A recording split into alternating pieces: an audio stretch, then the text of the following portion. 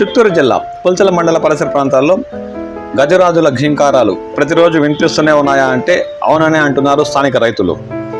శుక్రవారం రాత్రి ఎల్లంకివారిపల్లి గ్రామ పంచాయతీ పరిధిలోని కొత్తపేట నుండి తిరుపతికి వెళ్లే రహదారిలో గల గోపాలపురం పరిసర ప్రాంతాల్లో వరి చేల్లో ఏనుగుల మంద సంచరిస్తున్న దృశ్యాలు రాత్రి కనబడ్డాయి. దాంతో అప్రమత్తమైన స్థానిక అటవీ శాఖ అధికారులు తక్షణమే అక్కడికి వెళ్లి టపాకాయలు పేల్చి వారిని అటవీ ప్రాంతానికి తరలించేందుకు సన్నాహాలు చేపట్టారు. ఆ దృశ్యాలంటే మనం ఈ వీడియోలో చూద్దాం.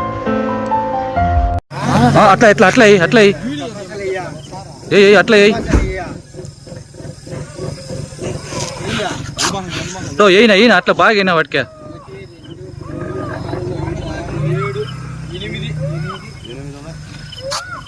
వేటకే చెప్తా.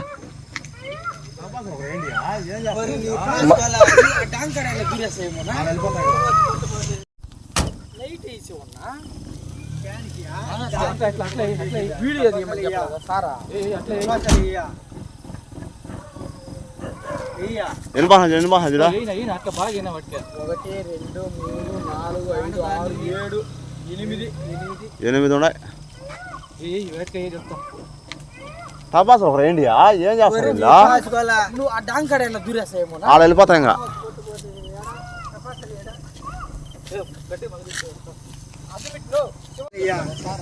అట్లా అయినా అట్లా బాగా అయినా వాటికే